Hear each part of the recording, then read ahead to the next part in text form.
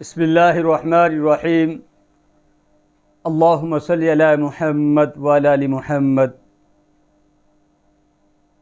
الحمدللہ، یہ جو دن چل رہے ہیں ذی الحجہ کے دن ہیں، اور اس کی فضیلت 30ویں پارے میں جو اللہ پاک نے قسم اٹھائی والفجر ولیال عشر، 10 راتوں کی 10 دنوں کی جو قسم کھائی وہ ذی الحجہ ان سے مراد ہیں۔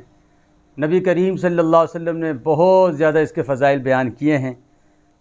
بخاری شریف، مسلم شریف میں حدیث مبارکہ ہے کہ ایک دن کا روزہ، ذی الحجہ کے ایک دن کا روزہ 1 سال کے برابر ہے۔ اور جو 9 عرفہ کا دن، 9 ذی الحجہ، جس سے اگلے دن پھر 10 ذی الحجہ کو عید ہوگی، عید سے ایک دن پہلے کا روزہ ہو تو اتنی فضیلت ہے کہ 1 سال آنے والا اور 1 سال گزشتہ، اس سال کی عبادت کا ثواب ملے گا۔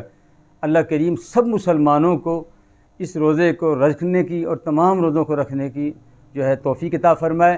بہت سی بہنیں، بہت سے دوست، بہت سے شاگرد یہ سوال کرتے ہیں کہ استاد جی ان دنوں میں ہمیں کیا کرنا چاہیے؟ تو میرے بھائی، میرے دوستوں، جب اللہ کریم نے قرآن میں اس کی قسم کھائی اس دنوں کی، اور اللہ کے حبیب صلی اللہ علیہ وسلم نے فرمایا کہ ہر رات شب قدر ہے، تو 3 اعمال جو ہے اس میں کرنے کی بہت زیادہ ضرورت ہے۔ نمبر 1، صلاۃ التسبیح کا اہتمام کریں۔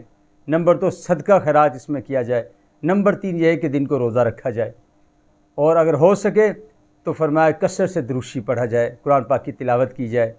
کم از کم کچھ بھی نہ ہو تو ان دنوں کے اندر، ان راتوں کے اندر کوئی گناہ نہ کیا جائے، گناہ سے بچا جائے، فرض نمازوں کی جو ہے وہ اہتمام کیا جائے۔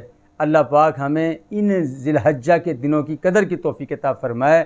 اور سب سے زیادہ جو کثرت سے ہمیں پڑھنا ہے 30واں کلمہ، بہت زیادہ فضیلت ہے۔ ایک دفعہ پڑھیں گے ایسے سمجھ لیں لاکھوں نیکیاں آپ کے نام اعمال میں لکھی جائیں گی، لاکھوں گناہ آپ کے معاف ہوں گے۔ وہ 30واں کلمہ کیا ہے؟ سبحان اللہ والحمد للہ ولا الہ الا اللہ واللہ اکبر ولا حول ولا قوت الا باللہ العلی العظیم۔ کچھ بھی نہیں، ہر نماز میں آپ 50 دفعہ، 10 مرتبہ، 100 مرتبہ، جتنی اللہ آپ کو توفیق دے ضرور اس کو پڑھیں، اور اپنے پوری امت کے لیے دعا مانگیں۔ السلام علیکم ورحمۃ اللہ وبرکاتہ۔